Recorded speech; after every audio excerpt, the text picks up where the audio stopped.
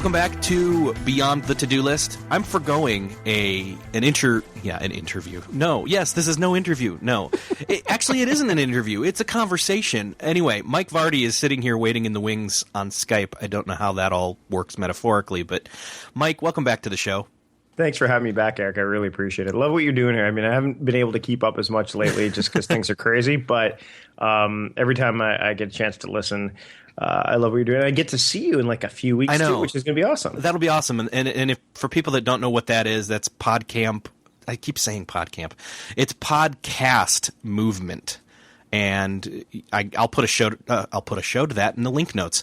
And you can tell it's funny because I was fine. We were talking pre-show, and then I hit record, and now I'm like, make sure it's your affiliate link. I mean affiliate link. I mean, yes, it's my artisanal affiliate link. And so anyway, the podcast movement. It's middle of August, Dallas. Yep. If you're a podcaster or a podcast fan, listener, or if you're just in that area, come check it out. We will be there. A bunch of other well-known names will be there. It'll be fun. So that'll be awesome. I'm looking forward to it. So yeah, that'll be good. But we figured it made sense for you to come back on the show and not have it all be about, who you are and what you do. But maybe, and I actually got the idea. I was like, you know what? What would be really fun is if I could get some ideas for us to just talk about. And boy, did we get a lot.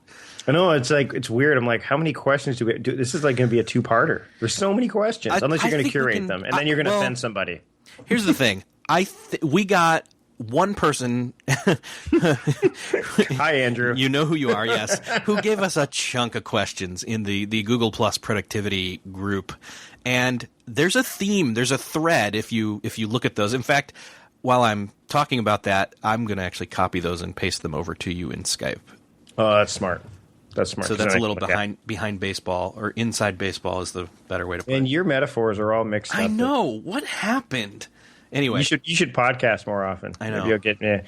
Oh yeah, there's a lot. There's a big theme here. Yeah, so you look those over. I'm going to talk for a sec, but you can see there's a theme, there's a thread, and it also ties into a question that my co-author Jim Woods wrote on Facebook, saying something along the lines of, talk about the transition from hustling on the side to full-time self-employment.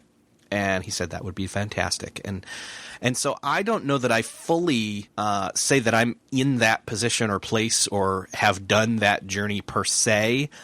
I've had some transitions, but I know that you have. Your thing, your side thing is your main thing these days. That's right. Yeah, basically as of July, like there are no other things that I do. Like I was ghostwriting for a couple of sites and stuff, but then once I launched Productivity as Coaching, and honestly, when I'm at Podcast Movement, I'm going to have to give Greg Hickman a big hug because or a beer or both because I read his post about coaching. Yeah, like the product that you can launch. And you know what? You know how when you're reading up and you're like, what do I do? How do I make? What do I, and you probably read 1,500 posts on what you should make, and they all mean something, but then there's just the one that hits home and you don't know why. That's the one. So Greg's post on coaching, I'm like, no, I can do this. And I did. And I'm now at 20 clients in less than I guess as this happens, we're 3 months, not even full 3 months. 20 clients, and I'm like, wow, like that just happened out of nowhere. But and it was funny. I was talking to my wife, who's and I know one of the questions Andrew's going to ask is how to get the family kind of involved or whatever, and how to make sure you're kind of present. But my wife's helping out a bit more with the business these days now that it's my full time thing. And I said to her, I'm like, I'm really sorry. She goes, what are you sorry for? I said, well, I should have done this a lot sooner. And she said, well, you weren't ready. I'm like, what do you mean I wasn't ready? And she said, you had all the knowledge and all the ability. You've been in the space for a long time, but you weren't ready to do it in a one-on-one setting where you were confident enough to impart, your knowledge and your expertise in a way that you felt would be as impactful or was as valuable as maybe it is, or it clearly is. In her mind, I still throw the maybe it is, but she's like, as it is. And I guess that's the big thing is that when the side hustle becomes the thing that you're not just passionate about, because you're clearly passionate about it, but when it's as your confidence grows with it, as you see people, you guys have that book, the book, and you're working on other stuff, as you see people buying that stuff and accepting it and listening to the podcast and all that, and all the questions that came out for this episode, I'm like, wow, this is a lot. Your confidence grows naturally. It doesn't matter what level, quote unquote, you feel that you're at. And that allows you to take things to the next level. And I think that's going to be your biggest ally is you paying attention to that, being aware. I've got this block that I picked up when I was in Ottawa. It's just a little desk block and has the word awareness on it. And you and I have talked about this before, either but on the podcast and as well as just us chatting. Is that awareness? Forget willpower is important, perseverance, discipline, but it's the awareness is the key to unlocking all that stuff. Once you're, and the only way you can be aware is kind of just to take the time to step back and say, all right, what's going on here? How do I feel? Let's look at the situation. Once you have that awareness, that breeds the confidence, which breeds the willpower, or at least adds you to, makes the willpower that much fuller.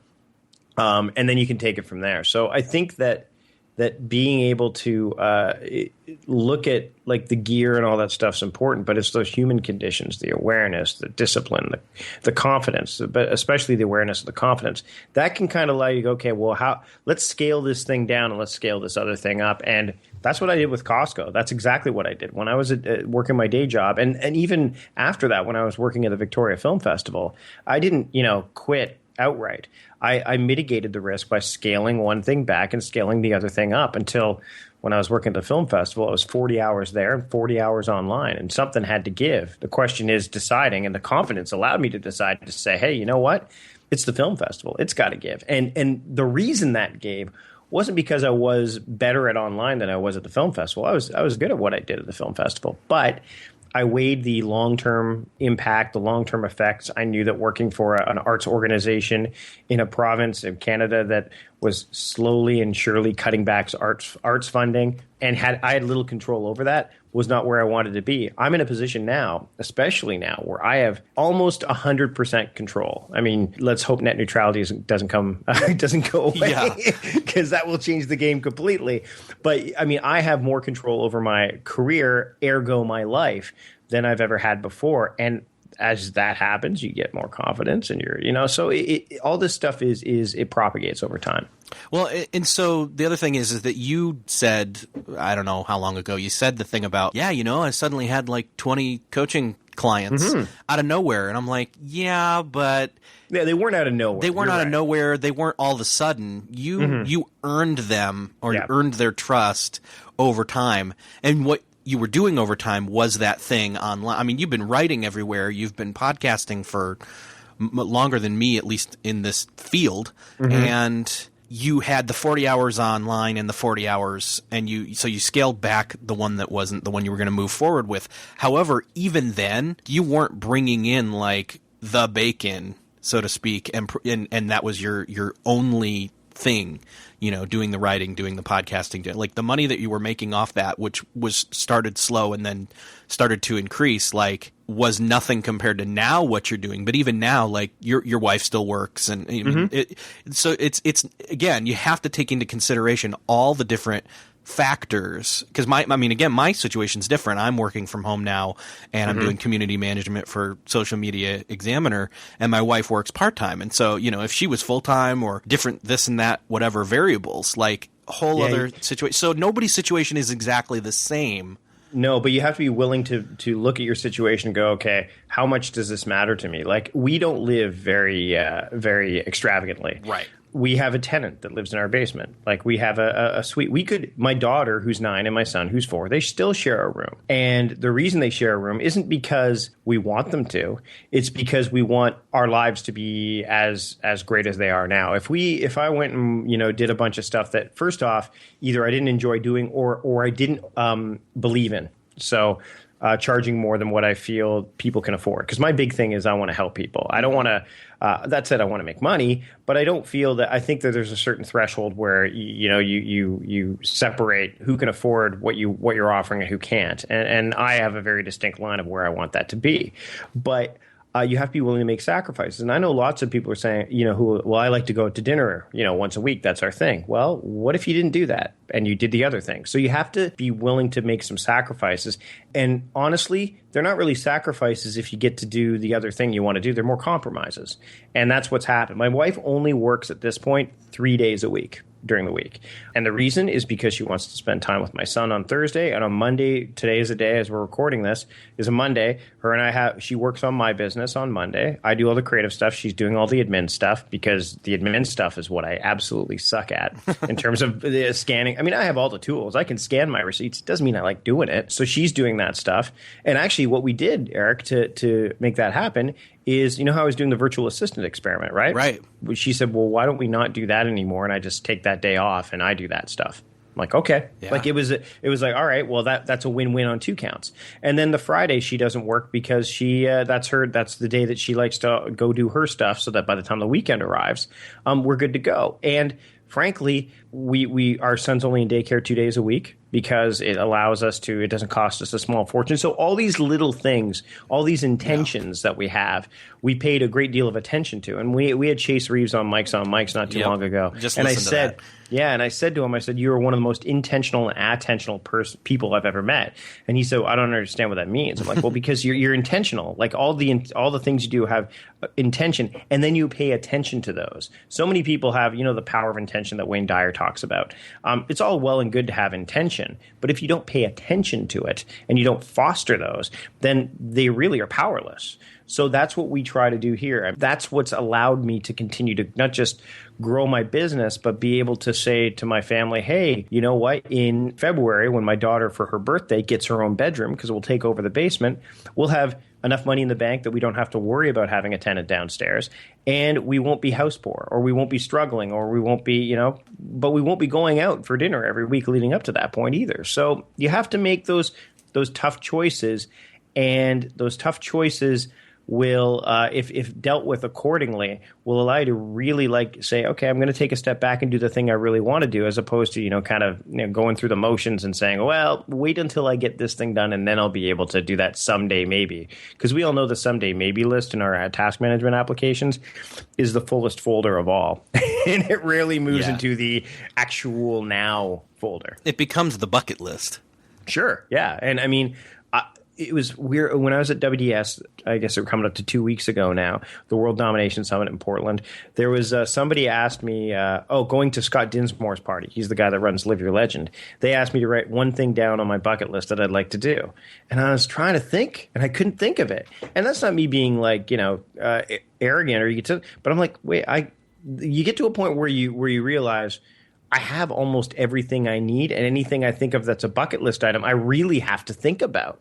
That's kind of cool. I like that. I like having that option, as opposed to, here are the 18 things that I know I absolutely want to do. I would actually have to do a brain dump to do a bucket list item, and then I'd have to pick one of those things. But it's not something I could write down walking into an entryway saying, here, write down the one thing that you want on your bucket list. So that's an interesting place to be, and not too many – I wouldn't say not too many people are there, but when you're there, that's a pretty darn good feeling. Well, so then what I would say is that the way that you've gotten to that place has been through those 3 things that you've mentioned now: awareness, and intention, and attention. Yep. Absolutely. You've used those as your decision-making tools. Mm-hmm. Absolutely. When you're working from home, and I don't know if you've noticed this already, but there's 2 things that can happen. And actually, I was talking to Brett Kelly about this recently, too. Like, when you first start working from home and you've quit your job, you kind of take that first month and kind of go at it a little bit slower, in some cases. Yeah. I know I did. That was the month I watched lots of Seinfeld. Exactly. And then you can go one of 2 ways. You sometimes go back and forth between them. One is, I'm at home. I'm in my most comfortable place. I can get a lot of work done, and that's a place you want to be at. Or there's I'm in a really comfortable place where I can get a lot of work done, but look, the TV's over there, or look, I want to step outside. So that awareness block right in front of me is a reminder that, hey, why are you here? Well, it's the whole why thing. Like, start with why. Why am I working from home? Oh, so I can write 1,000 words a day on the Asana book I'm working on, or so I can start to really push forward with the new book that's my own solo effort, as opposed to the Asana book with Jeremy that I'm working on. Like that trigger word, and again, trigger is something I use a lot, allows me to kind of say, all right, I am home. My kids are not here. My wife is out running errands right now. This is my opportunity. This is the time. And Monday for me is a day I get all day, whether my wife's here or not. Same thing with Friday. Thursdays, I get it a lot of the time, but my son, if he's here, I'll go to the coffee shop. Why? Because I have that freedom to do it. But it's all about tapping into, like you said, those three things. And the hard part for people like us and a lot of people generally is that lately, you know how I wrote that post a long time ago to assessing projects? I am constantly assessing projects at this point because I get a lot of great ideas, and you get that the distraction now becomes, well, what if that's the one that works best? Or what if that's the one that works best? And I've had to get much better, and it's a constant thing to say, looking at this block, awareness, no, this is the one, let's get this project done. Then let's move on to the next one. If somebody else releases something similar in the meantime, so be it. I just need to make sure, and we talked about this before the call, that when I do that project, if I decide to do it, I'm not just going to ship it, I'm going to deliver it. I'm going to deliver the goods. And I think we're at a point where there's so much out there that the value can be found in the quality of what you're putting out there as opposed to just the fact that it's out there. Pre-show, we kind of said, hey, let's savor this for the show. Let's go over that real quick here. So a lot of people, they're thinking marketing. They're thinking, I'm creating my own thing and then I'm putting it out there. And the vernacular is Seth Godin's word, shipping. And the thing is that Seth is all about shipping, but he also doesn't say just ship crap.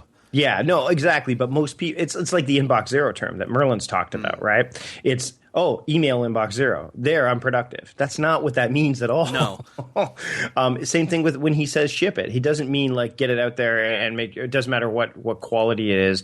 But the problem is what people, what they look at it as. If they look at it and say, oh, well, if I just put it out there, people will buy it. And you know what? Some people probably will. And that might be the very last thing you ever sell. Good point. And we don't want that to be the case. So it's like, why set yourself up like that? No, because trust is hard to build, right? Like that trust. And I'll be honest. When I released the Productivityist workbook, I was very pleased with what I put out there. The Now Year, not as much initially, and I'm actually going to be retooling it as well. The Now Year was one of those ones, and here's the thing. You know how you put out there, I'm going to be releasing this on this date, and this is when it's going to be at, that whole public accountability stuff. Setting that deadline, so my God. You have to do it. You know what? That's all well and good when you only have one thing you're working on, but when you have an abundance of ideas, do not do this. I've done this. I made the mistake again just recently with my website. And the reason is I thought, you know what? I'm going to pay somebody to help me build a new website and it's going to be ready. And I started using a new platform and there were some hiccups with the platform. And then the other guy had some projects and it wasn't this guy's fault at all. My designer, Cody Kiesler, is a great designer. But it became, wait, now I'll just push it off another week. And I'll push it off another week. That's trust. And all of a sudden, I had to go back in and write a blog post saying, it's not going to be done till this time. And guess what? It's not going to be done at that time now either, because there's been some other stuff that's popped up. So this is the thing that I've realized is that out of all I've got Lyft and I do the crowdfund, like the crowdsourced kind of habit building stuff. I will probably, unless the project is done, or is like at that point, like you were talking about the 90% to 10% that John Acuff was talking about. If it's at that point, I'll announce it and then I'll ship it shortly thereafter. But I'm not going to do this because it's backfired on me too much at this point. And it's all on me, absolutely all on me. But it doesn't work. The way my mind works and all the stuff I've got going on, it doesn't work. And I want to be effective first, efficient second. That's what productivity really is. It's not about being, as fast as you can. It's about being as effective as you can and then building the efficiency over time. So guess what? Exclusive for Beyond the To-Do List. My website won't be ready until the fall. The new design won't be ready until the fall. And I'm okay with that. I will deliver stuff up until then, my regular blog posting, all that stuff. But I've got other stuff that I've been working on that will come out before then. But guess what? I'm not going to tell you about it until it's absolutely ready. Well done. Yeah.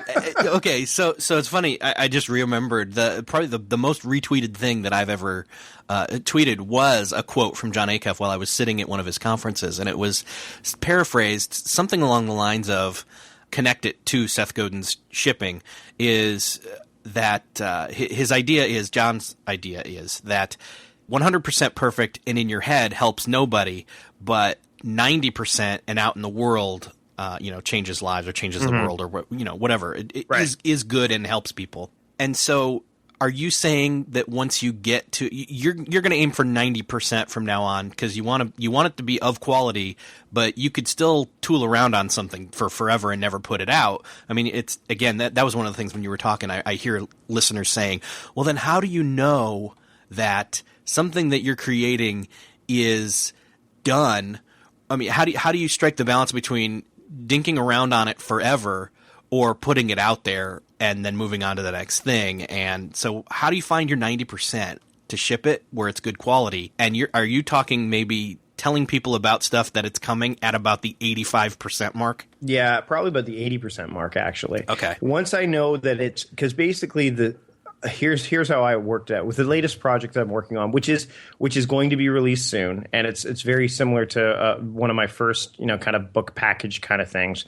Is I assembled it, got it off to the editor. The editor looked at it. We had a couple back and forths. We're now in the design phase, so I know now. I'm just waiting on the designer. So at this point, it's I'd say 70% done, maybe 65. Once I see the first set of designs, and I say, okay, great, when will this be finished?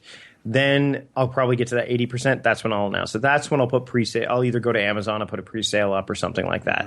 Because I'll probably follow Paul Jarvis's model this time around. Paul and I are friends. He lives actually in the same city as I do. There's a few of us. It's really weird. Myself, Mark Johns, who did did you ever see the Tina Roth Eisenberg, the Tattly with the what to focus on? And there's the happy in the middle. It looks like almost like a target. Mark Johns is pretty well known on the internet, but no one knows in Victoria who the heck he is. So the three of us kind of are like the quiet, you can't be a hero in your own hometown. So we get together every once in a while and just chat about that. But when it's ready to be announced, like when I know that, okay, it just needs, now we're just basically, putting it together for, EPUB, for Moby, all that stuff, then I'll announce it. And then I'll release it when I figure the time's right. The problem in the past is what I've done is I've said, all right, I want to have a product out as of July 3rd, my birthday, let's say. I'll start working on it in May, and by July 3rd, it should be ready. Because I can get it ready, but it's not always on me. It's always the editor has other things. The designer has other things. And that's not on them. That's on me. That's just not me. That's me not planning properly. If I could do all that stuff myself, that's a different story. Or if I have my own team. So here's what happens is when that happens to me, I've got two schools of thought. Number one, like I said earlier, from now on, I won't announce until I know. But once I have a team that can help me with that, once I'm like, okay, guess what? This is your thing and this is what you do. Following Chris Ducker's advice, virtual freedom or, Donald Miller's life plan stuff. I've been looking at that. I'm like, that's like, and Michael Hyatt, they've got their own teams doing stuff. Yeah. If I get to that point, then that changes my perspective again. I can say, all right, this is the goal, everybody. Let's make sure this is ready by this time, everybody. And then it should be, and I'd probably still leave a buffer zone. But that's the problem is I've been doing it the other way around. Yeah. Well, and I'm sure there's people in both camps of what you just described is people that are exactly where you are right now that don't have a team. And then there are people who have maybe a VA or a small team sort of, and they're still building one. And, it can't be overemphasized how different that, like if I had a team right now, way different scenario. Yeah, absolutely. And the other thing is in June, our teachers went on strike here in British Columbia. So my daughter was home for 2 weeks when she wasn't supposed to be. And that changed the game. I'm like, okay, like the Asana book that Jeremy and I have been working on. We wanted to have that out by now, but it's just not been able to happen. So we're working on it. And the other danger is that if you announce something and then you lose interest in it, and I'm not saying I've lost interest in the Asana book, I'm just saying that then all of a sudden you feel compelled to do something you don't necessarily want to do anymore. I want to work on my next book. I have copious amounts of notes for my next book, but I've had to say to myself, look, get the Asana book done first, get that done. And that's going to, because you're good at it, you know what you guys are building. And then after that, work on the other book, or noodle on the other book as a break, because the Asana book's very much a technical kind of manual style book, right? Whereas the next book that I'm working on, the big book, the kind of the follow up to the front nine kind of thing. Although it's not called the back nine, I'll tell you that right up front. I know we had that conversation. Yes, we did. Is more of the kind of practical, not so much of a technical book. So I can bounce back and forth between those two. But if I took on, say, another technical type of manual project, I guarantee you the Asana project would either take longer, or I would lose interest, or the other one would just languish just as much as the other one. So I think for anyone who's trying to do this stuff, especially when they're starting out, is pick one project up first, get that out there, let that start to add some revenue stream or goodwill or whatever you want to do, and then just keep layering and layering. I mean, and that's what a lot of people, we see this a lot, where you make a certain amount of content and then you layer it into another type of content. So like an audiobook, you've done that with your stuff, right? Yeah. So I think that's key, but remember that life happens. What's that John Lennon quote? Life happens when you're making other plans. Yeah, life is what happens to you when you're busy making other plans. Yeah. Beautiful, beautiful, and then a bunch of other beautiful. And that happens totally when you're a stay-at-home parent working on your thing, and then you're the thing that is one of the reasons you're working on the thing. Family is priority, and they're priority one for me. I mean, I look at my son, and I mean, I'm not going to he's turning 4 this week. Oh, wow. And I don't get the year 3 back again. I don't get that back. And that's why I'm big on, and I'm big on focusing on task over time. I'd rather spend, like last night, my son and I built a Lego jail for his Iron Man, because apparently Iron Man turned bad or something like that. His world. Nice. He's doing fan fiction with Legos now. Exactly. And so we built a jail, and he's like, and it was awesome. And then he ran and showed his mother the jail, and ran around and tripped, and the jail broke, and we had to rebuild it. That's something, and I journaled that. Like, those are things you don't get back. So the reason that I do what I do is for me and for my family. And if I forget that, then that's the bigger problem, right? Totally. And so let's close out that whole transition thing in terms of, because the one question from Jim was how do you transition from hustling on the side to full-time self-employment? Jim, don't quit your job wholesale. No pun intended. I was working for Costco wholesale. Wow. Scale back. I went to part-time. Like, scale back as far as you can and be willing to make compromises along the way, and it'll work. I mean, my wife has seen me take risk after risk, and she's not even worried anymore. It doesn't faze her, which is kind of nice. There was another question that was similar, and I couldn't find it. Something along the same lines as Jim's, but it was, how do I I remember now, because it used the word solopreneur, which I was like, that's not a word. You know that, right? We're adding preneur onto any word doesn't make it a word. Erik, productivityist isn't a word either, but I made it a word. It is now. But anyway, you invented that one. The other ones are all like, anyway, whatever. Sorry. I'm not trying to make fun of people. I'm just saying, like, and these are very entrepreneurial type things we're talking about right now, which is not, what the purpose of this program is about. But they're even soloprenurial, if you want to. Yeah. It's solo tangential, whatever. But they asked, how do you go from being, a full-time corporate employee to a solopreneur? And then they put the stipulation in a year. And I was like, I don't know that I can even tell you that that's possible. I'm sure it is. It is, but here's the problem. In certain circumstances. Yeah, the problem is, I mean, when I left Costco, that was a 4-year thing in the making. Like, I was doing comedy stuff and all that, and I was trying to transition out. And I didn't transition out to do comedy. I transitioned out because comedy led me to trying to balance comedy career and Costco career, led me to look in David Allen's direction and Tony Robbins' direction and Covey's direction, and all of a sudden the productivity stuff came along. That was the third. That wasn't even an option when I started doing this stuff. And then all of a sudden that was the niche. That was the kicker. That was the thing that kickstarted everything. So I think, again, when you put that kind of deadline on it in a year, that's too short in my mind. Again, I think you need to be looking back to the task thing. Think you need to be saying, what do I want to do? Why do I want to do it? What are the steps I need to take?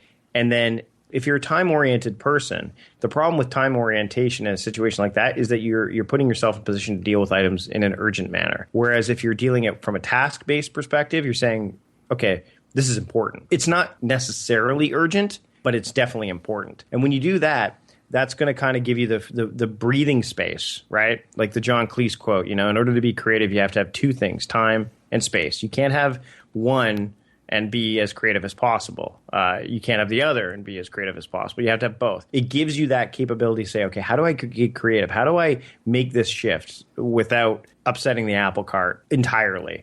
So I think when you say in a year, you're really limiting yourself. And then when you fail, and you might, then you're not going to give yourself the credit you deserve for even trying, or you may not try again. So I think that the question should stop at how do you make the transition, and then say, all right, assess it all and say, you know what, this is going to take 3 years.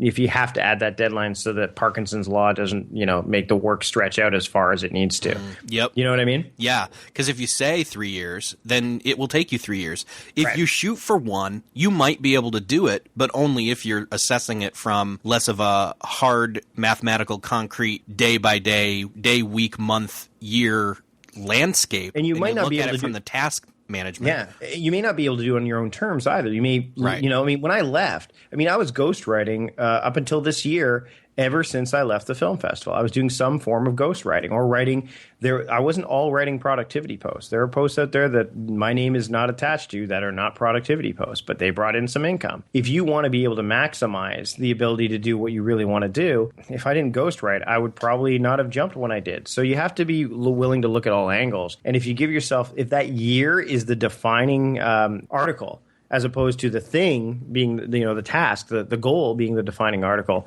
then you're putting yourself, you're basically putting yourself under a really tight leash. And how far can a dog run when it's on a tight leash? Okay, these people are most likely family. I know Jim is family men in our case, and so the working from home, being a father, a husband, and also the entrepreneur / solopreneur. Fine, I'll throw it in there. Moving on through this list of what Andrew gave us, which is, let me read through some of these so we can kind of, give some context here as to where we're going. Working from home with kids.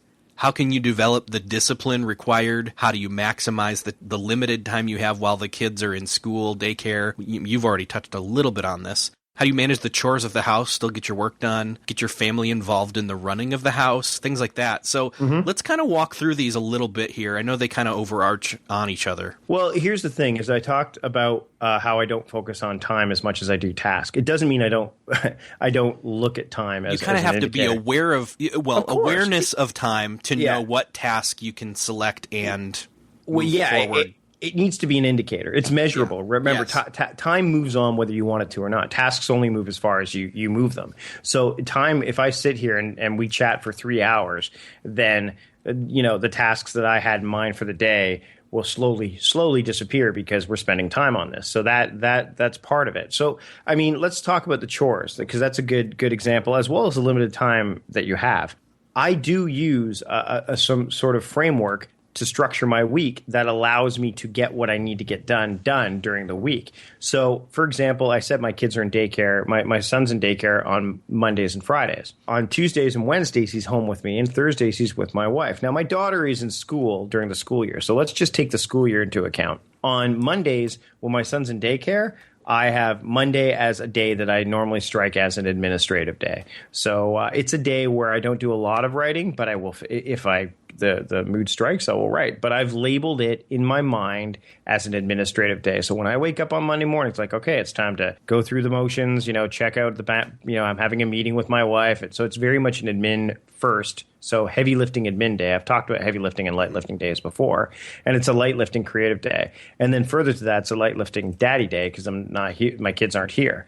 When my kid gets home from school and I pick my son up, that's the trigger. For me, it's like, 5 o'clock, time to wrap up the day because my son's done daycare at 5:30 and I can get there by 5:30. So that's the trigger. Tuesdays and Wednesdays, my son's home with me. So those are daddy duty days. And that's when I do the chores. That's when the laundry gets done. That's when the larger household chores that aren't really maintenance oriented. So, the vacuuming, the dusting, all that stuff, getting the garbage and recycling and all that stuff. Harvesting, we have an urban garden. Tuesdays and Wednesdays are when the major harvests happen. I mow the lawn on Wednesday. or Tuesday, depending on I edge the lawn. And I'm like Schechter, because Schechter and I've joked about this before, my podcast partner. He's like, what's a lawn? Because he lives in Brooklyn. Nice. I'm like, and being in Canada, most people are like, well, yeah, but you don't have to. What about shoveling the walk? It doesn't snow very much where I live. Yeah. So I actually get to mow the lawn, even in like December. Oh, wow. As odd as that sounds. Yeah, because it rains a lot. So the lawn will still grow. So, I mean, that's the stuff. Those are those days where they're daddy duty days. And of course, my son's outside with me playing, and we do a lot of play stuff that day. I cook dinner those days, and my wife and I have a schedule of when she cooks dinner or when I cook dinner.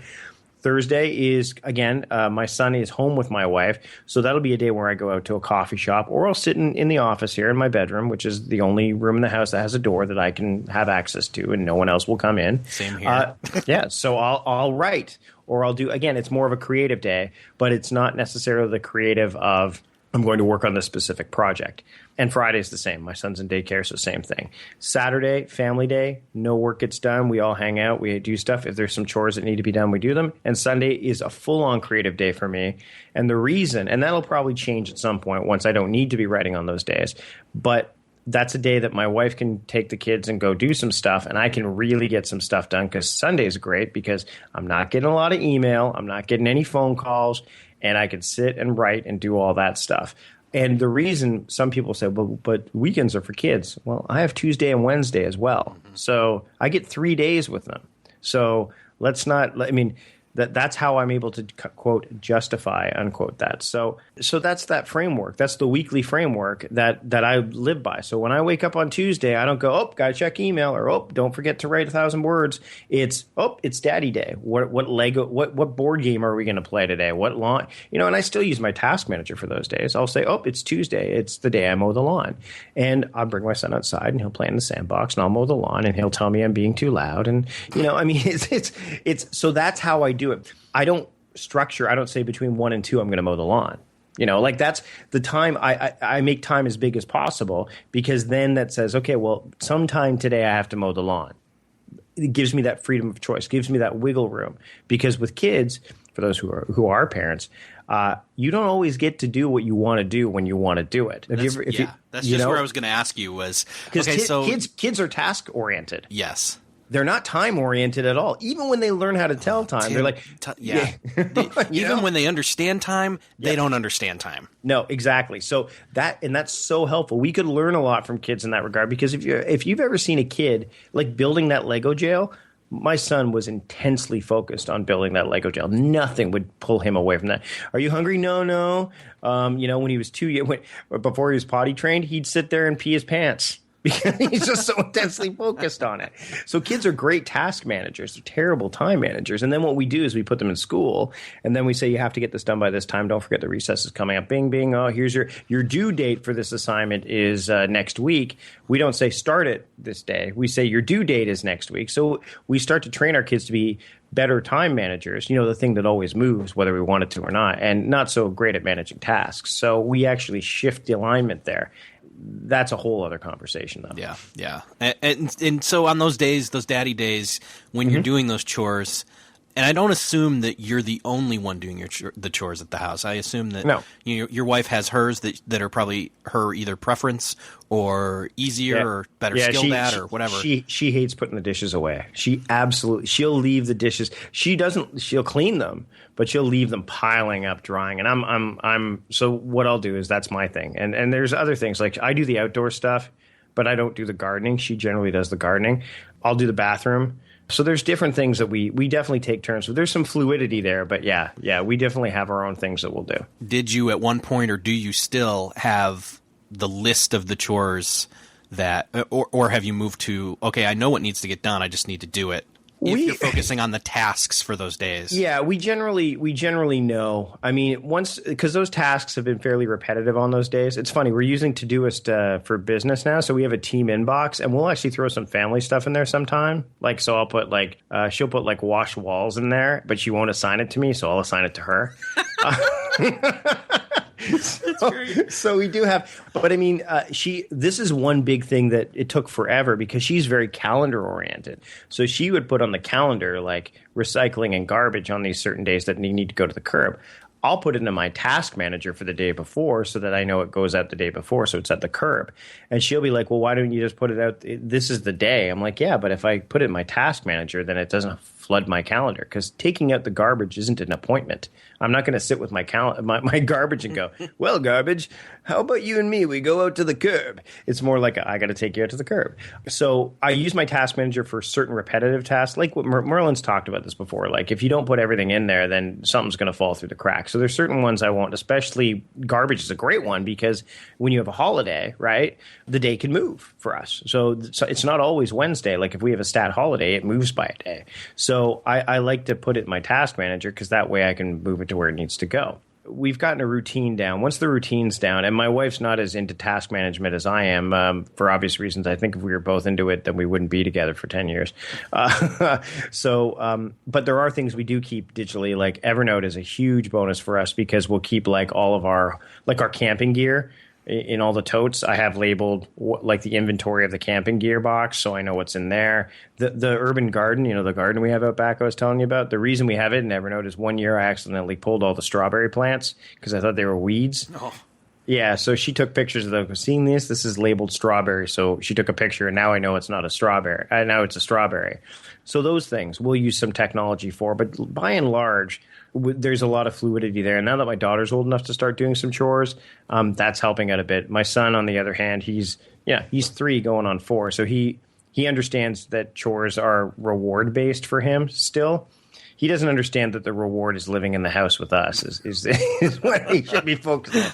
But yeah, I mean, I think if you get too rigid with that stuff, and again, because I keep everything else in task management, placeholders or whatever, that I do have a bit more freedom to not have to do it as much with my family chores, because my bandwidth is a little bit more free to go, oh, you know what? I'm going to pull these nails up out of this thing because they're kind of sticking out or whatever. Do you know what I mean? Yeah, totally. Let's see. Today is Monday, so tomorrow is one of your days. Yep. Tuesday, and say you don't get everything done tomorrow. Well, you've got another day. Yep. In the week, but even then it's like, well, you know what, it was just this one thing I didn't get done. Maybe I'll just do that this evening, and hey, maybe my daughter or my son wants to just come help me do it real quick, Yeah, exactly. And Saturday being family day, it's the day where it's family stuff. So we actually make there's very few things in our calendar, but we have a 10 a.m. to 12 p.m. family activity. So we'll go we live on an island, right? Vancouver Island. So we'll go for a walk on the beach, or we'll go to the park, or we'll go to the water, or we'll go to the pool or whatever, or we'll go for a bike ride. Excuse me. Whoa. So that's scheduled, because that's sacred time that we like. My weekly review, it's something that I need to do, and we need to make sure we do. But there'll be other stuff we do on Saturdays, like we'll clean the house, or do some little things, or help the kids clean the bedroom. So we really have 3 days or 2.5 days to do it. But it's worked really well. And we used to have a nanny. We did. We didn't have daycare. My son would be at home, and my kids would be with the nanny. And what was happening is every dime I was earning was going to the nanny. And it just didn't make any sense. So we just said, well, how can we restructure our lives so that we can get all this stuff done? We're spending time with our kids, and we're getting the work done that we need to get done. And so far, so good. I mean, yeah. You tweak it as you need to, but we've been really good about it. Like my wife's out right now buying groceries and stuff. And what better time to buy groceries than on a Monday afternoon? Like no one's really doing any of that stuff. Yeah. So we free up the weekends to be able to do the fun stuff, and we're not going, oh, we got to hurry and get home because there's dinner or whatever. We'll prep something for the slow cooker and have that cooking or whatever. So yeah. But it's all about, and you know this very well, it's all about that front end work. And this framework that I do for the week wasn't something that I just here it is and this is how it's going to be. All trial and error, and now I know this is how it works, and eventually it will have to change. But because I don't schedule my week so rigidly, I have the flexibility to be able to make those changes happen, as opposed to, I can't do this at this time on this day anymore. What am I going to do? We've kind of not done the front end work, and so we backload all the chores for the weekend, and then it's like, where'd our weekend go? Also, we worked all weekend getting chores done. Yeah. Yeah, and it just doesn't work that way. And I mean, it was funny. My wife and I were talking yesterday about some nights she just likes to read, and sometimes I like to do my stuff, and we don't really chat all that much at night. And I said, is that okay? And because I wanted to make sure it was cool. We were coming up to our 10th anniversary actually next week, and I said, I wanted to make it the exception, not the rule, that we do that. And she's like, it's honestly, Mike, the way we've got our lives going, it rarely happens, and when it does happen, it's kind of a nice break. So she gets to go to yoga on Tuesday nights if she wants. So Tuesdays and Wednesdays she goes to work. She comes home, dinner's ready. She gets to go do yoga that night. She knows Monday nights is the night I record Mics on Mics. That's generally the way it's been. Now, that's going to have to change a bit with Schechter having kid number 3. But the beauty part is that we have such a fluid, flexible schedule that we can make that happen. And he doesn't have as much of a fluid schedule. So you really get to see the freedom that you can create for yourself when you don't hyper schedule yourself. And that's a lot of people, what they'll do is they'll hyper schedule themselves so that they can get everything fit in. And if you start focusing again, I hate to beat a dead horse, although it's not really a dead horse, it's very much a living horse. Task over time. If you say, hey, I need to get this done, it has to be done by this date for sure. But if I focus on it consistently, then that due date really never becomes a factor, and every day kind of becomes the due date. Yeah. So having structure and or framework for support, which is what it's there for, but not scheduling and or even strict scheduling is probably how we should put it, so that you have that pressure or that stress. Yeah, I mean, think about it. Governance versus anarchy. Which would work better, right? Well, really, anarchy is like, I'd love to be able to do what I want. But if everybody could do everything that they wanted all the time without some kind of framework in place, nothing would get done. Yeah. So you have to have some kind of framework there, some kind of foundation. And when you have that, but don't make it too rigid, then you have a lot of flexibility to really, play with things and make it work for you rather than against you. One of the other factors, obviously, and especially recently for you, you've been all over the place, WDS, and you're going to podcast movement, got it right. Yep. And you're traveling. So some of those evenings or those days, you're not there. And so the schedule's going to get thrown off from time to time. Absolutely. And when that happens, like before WDS, I had to front end load a lot of work. I had to really work hard, and I had to say no to more stuff. I had a lot of people saying, like, I know you've been reading David Sparks' book, book, Presentations, and I just started reading it today. And David emailed me about a week ago and said it's coming out. I said, I'll do my best to get it out, a post out on Tuesday because that's when I blog. In the past, I would have done it the day of, for sure. I would have, but that's a situation where I said, what? If I put it out the day after, on a day I would normally blog anyway, what's the big deal? And so I've learned that there's certain things that have to have some give. But I made sure I scheduled, hey, and I actually scheduled read David's book. And David would appreciate that more than probably anybody else, because that way I knew I got it done. Again, important first. Now, if I don't read it till later tonight, then it's now urgent as well. But you know what I mean? And so I think that, and the travel stuff, like I really try to schedule my travel around those days, Thursday through Monday, because my wife won't miss any work, and that stresses her out. When she misses a day of work, unless I'm getting paid to be there, that stresses her out. So WDS, I left. The only reason I left on the Wednesday is because we took my daughter over with me to Vancouver because she went up to see her grandma in the Yukon, and I went down to Portland. But when I go to Podcast Movement, I can look at my schedule right now. I'm flying out on the Thursday, and I'm coming back on the Monday.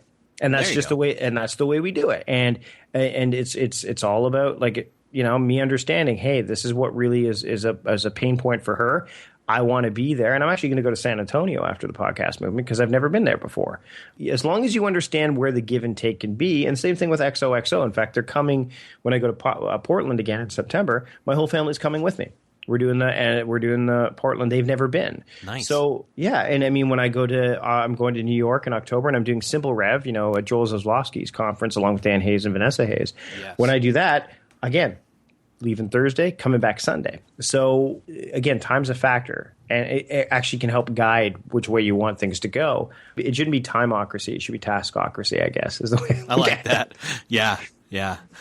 Man, I had a thought, but you were just saying so much good stuff that I blanked on it. So pretty much at the end of our time here now. You're going to have me back on to answer all these questions. I know. Well, Andrew should be able to figure out I remember what it was. Right. All these questions that he's asking, you've in some sense or another given the answers to, but only you can figure out the answers for you. It's subjective. It's totally, it very much is. And I mean, you and I, we know context very well. We use context when it comes to productivity. It's one of the biggest things. Context, for those who don't know, it's a part of the Getting Things Done methodology. David Allen has talked about it for quite a while.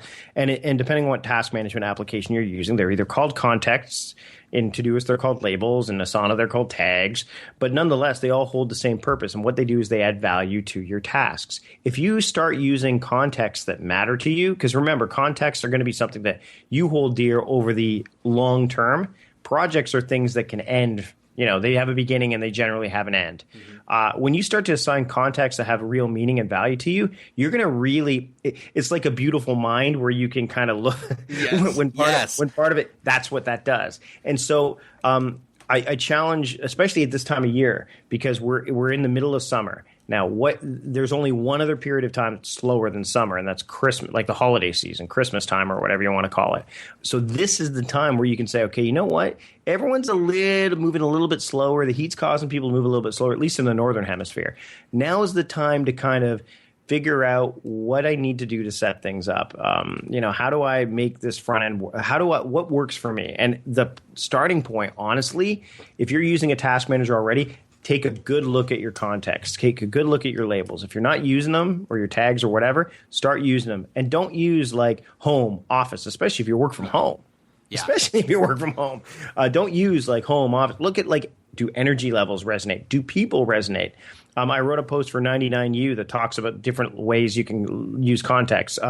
You can use the urgent, important, the priority matrix as context. All four of those could be labels if you wanted to. And every one of the people that I've dealt with as a coach have said not one of them is using the same context at all. Projects may be the same. And some of them may be using some context like calls, emails, whatever. But what resonates with them, some people are like, this will take me less than 10 minutes, so my label is 10 minutes or less. Oh, this one, I'm an energy level person, so I'm going to say low energy. Oh, you know what? I'm an urgent, important person, so I'm going to label that urgent, important. So I would challenge you to look at that. We're really smart people, which means we're really stupid.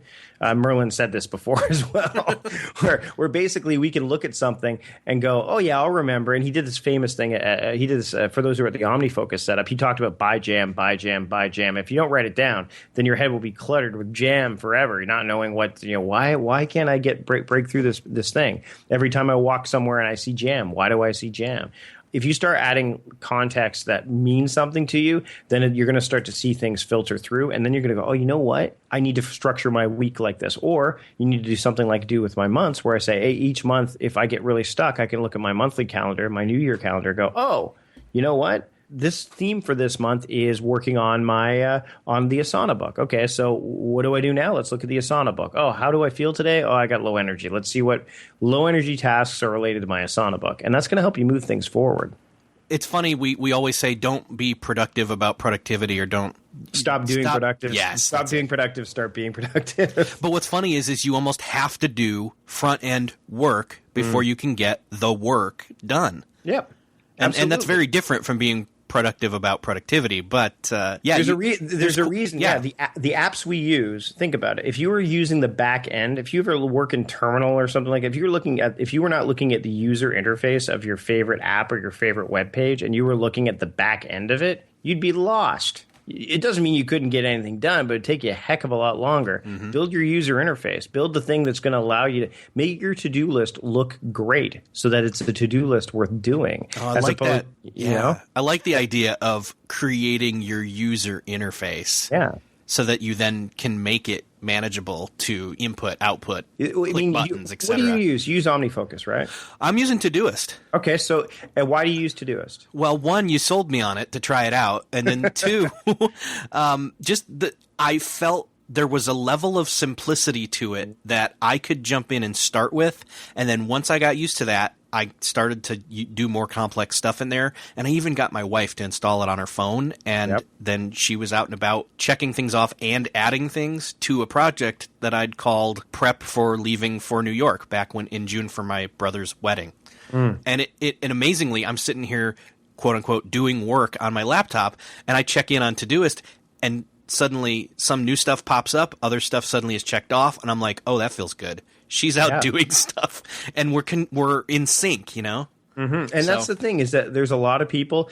There's some people who like using Trello, and I know there was some questions about Trello use cases and stuff like that. And I know that if you're using Trello, you're probably a very visual person, so it'd be good for that garden thing I was telling you about, or for something like a home reno, or for blueprints or whatever, because there's a lot of visual stuff. It's very personal Kanban kind of stuff. So it's all dependent on work style.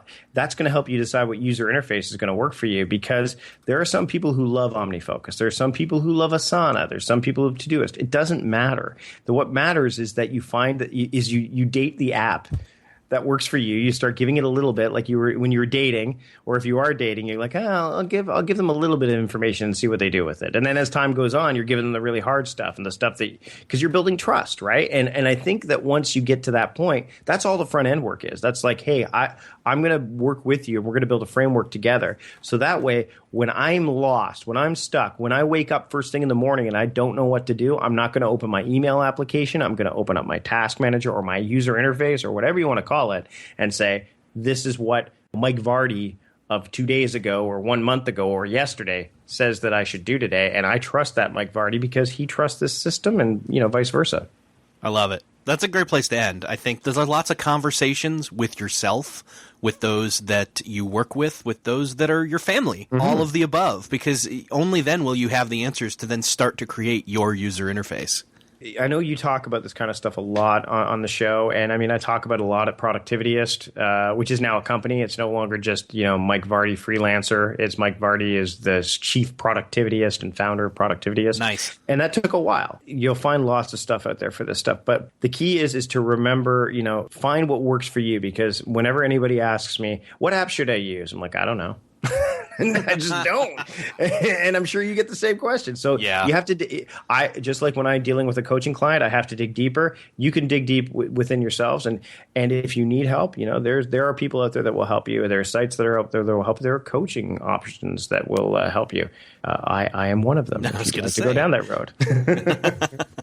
road. Mike, you're going to come back on the show. So I don't know when. Someday, but we'll probably have you on Mics. When I'm down at Podcast Movement, I'm going to be doing some recording. So that'll be cool. That would be great. We'll probably hear you on 5x5 sooner rather than later. Nice. The thing is I have to have Schechter on before I have you back again. It's true. It's now 2-0. So yeah, he's feeling the pain. Make sure you hit him up soon before he's got that third kid. Although that could be your excuse not to bring him on. It's like, sorry, dude. Or that's what we talk about. Maybe I don't know. We'll see. Yeah. Awesome, Mike. Thank you so much for being back on the show. It's been awesome. Thanks for having me, Eric. Appreciate it. Well, that wraps up another episode of Beyond the To-Do List. Thanks again to Mike Vardy for coming on the show again. It was an awesome conversation. 3 things I'd like you to do. 1, let Mike know that you appreciated his appearance on this show. 2, go check out all the links that are in the show notes for this episode at beyondthetodolist.com/75. And 3, the awesome people over at ToDoist that Mike and I have mentioned a couple times in this episode have given me 5 premium accounts to give away. So, in order to enter to win, go again to those show notes at beyondthetodolist.com/75, and you'll find where you can enter your email address to be entered to win one of those premium accounts. Thanks again to ToDoist for being awesome and for being so generous. And thanks again to you, the listener, for listening to this episode. I'll see you next episode.